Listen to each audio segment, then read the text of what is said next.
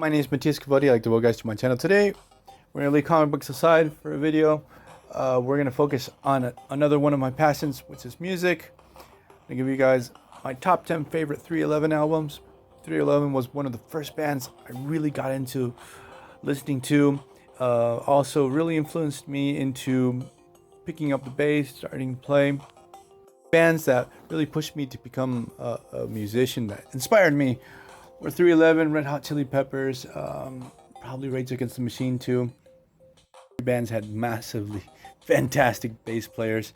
So we're going to do this top 10 of my favorite 311 albums.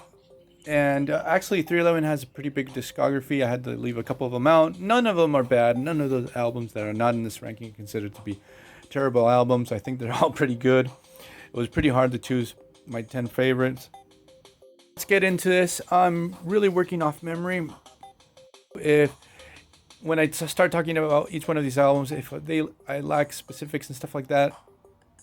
So actually did this ranking a while back, and I'm working off 100% memory. At number 10, we have 311's first album. Can't remember which year it came out, but I'm gonna probably put it on the screen there. So 311's first album, first and foremost, there's like one negative I have to get off my chest. The album cover is terrible. I really don't like it. But the music inside, it's fantastic. Aspects to 311's sound are already present on this album.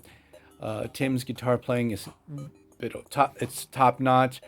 Peanut's bass playing is insane. We also get a little bass solo in there that's pretty awesome on this album. Chad's drumming is freaking tight. He has some killer grooves. Favorite drummers. His drum sound is already established on this album. Most of the band's sound, it's almost established on this one. I think it takes them up to the Blue album, the third album, for them to really establish their sound.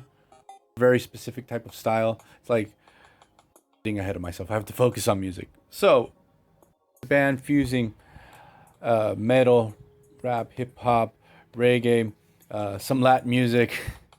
Still, they're learning their craft. Like, they do a really, really good job at this, but they're still learning the craft.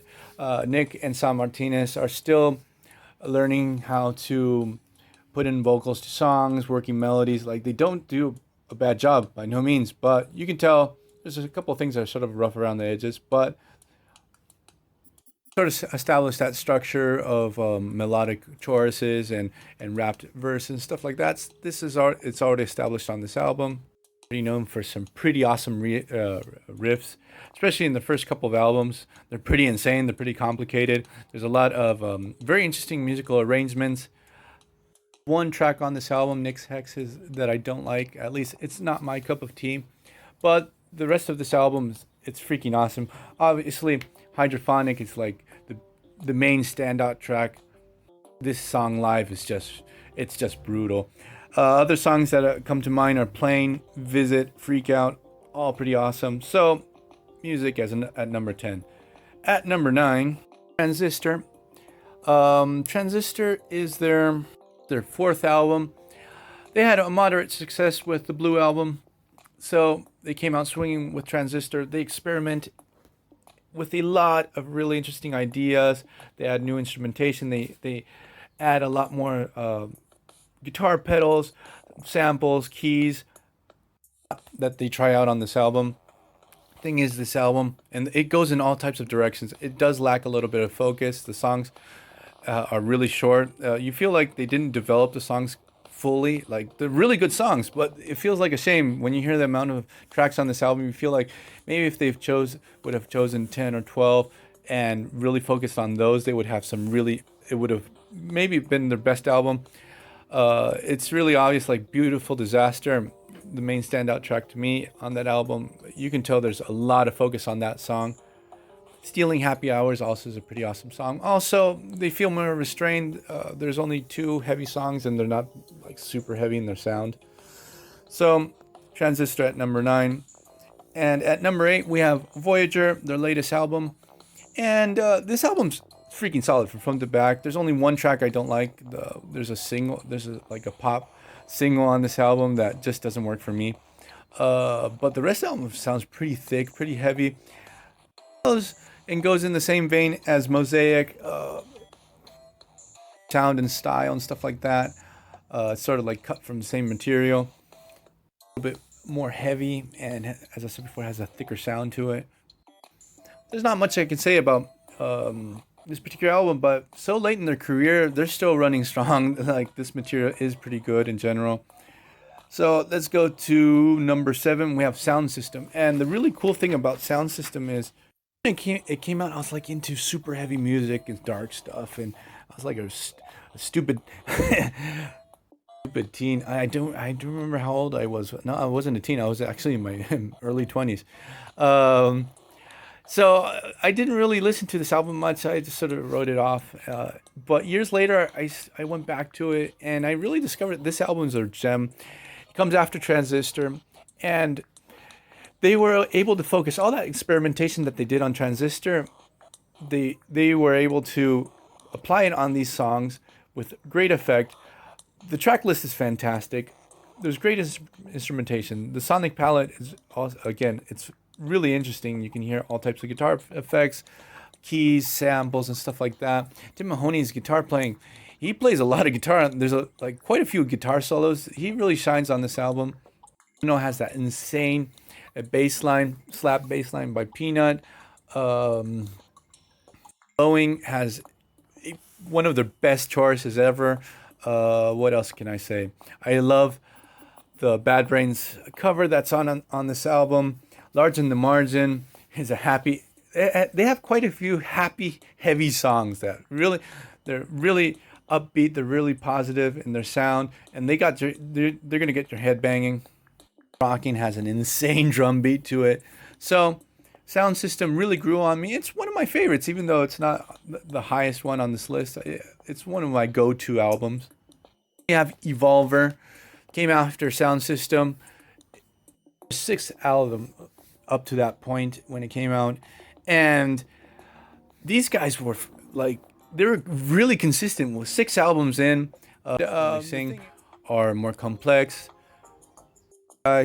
And sometimes Jackson Rule the Realm really show a interesting growth in their songwriting capabilities. They're more sophisticated songs. That was the word I was looking for. There's 3 or 4 songs where there's a lot more effort, especially in production and in songwriting. There's a lot of focus on those, and the other ones are pretty serviceable, but they're nothing terribly new. Number 5, we have Stereolithic. Sort of like after Universal Pulse, they come out with Stereolithic, and you can hear a reinvigorated band, a band that's hungry, a band that's trying new stuff, but being very effective about what they're doing, writing some really good songs. Songs have good arrangements. The instrumentation feels fantastic. Good arrangements in some of the songs. The production is really good. A lot of interesting effects. They put a lot of effort in this album, and it shows. So that's why Stereolithic is at number 5.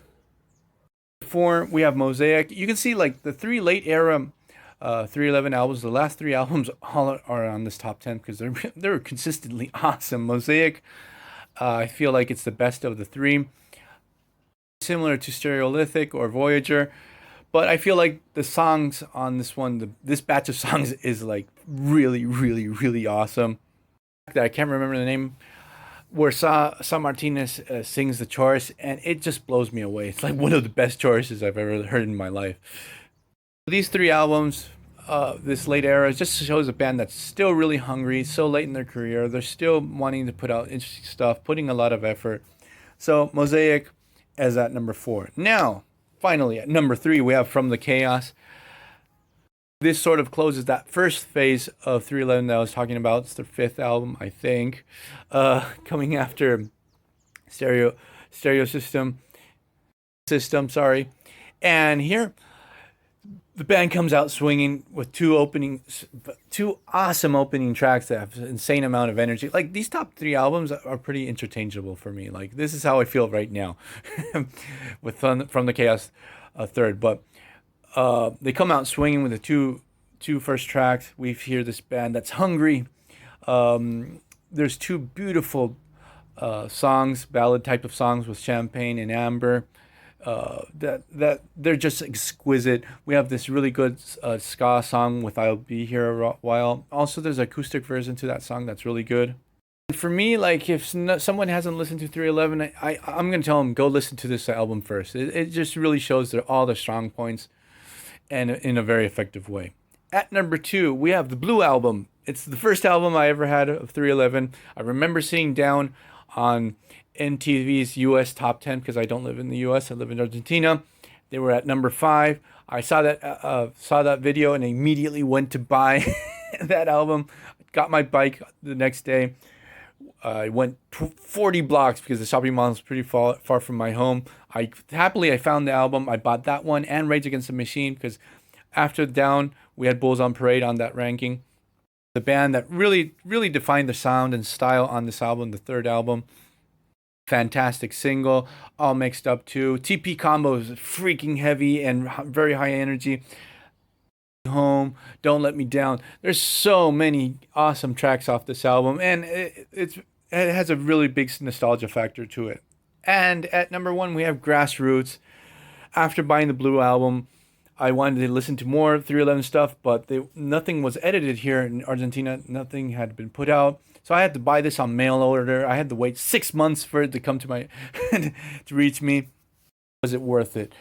Here we have a band that's really tries to show off how good of musicians they are. There's insane guitar playing, fantastic bass. There's some really interesting drum stuff here, like with changes of tempo. On a instrumentation level, this album is just, it's ear candy. Kylie probably has one of the sickest riffs ever. And I put it at number 1 again because of the instrumentation just really blows me away. Every time I listen to this one, it really impresses me after all these years. Even though this ranking was a total and absolute mess, I rambled all over the place. Thing is, I love this band. I love 311. And I hope you guys liked it. If you have listened to 311 or you're a 311 fan, which are your top three favorites? Please put it in the comments below. See you guys next time. Bye.